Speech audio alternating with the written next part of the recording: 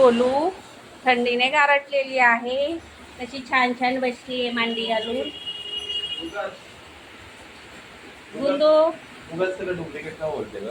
Original आहे. बघू पिलू नाही.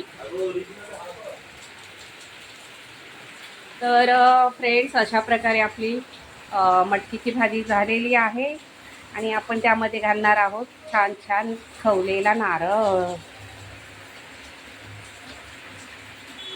मला फार आवडतो नारळ. आणि आता आपण घालणार आहोत कोथिंबीर.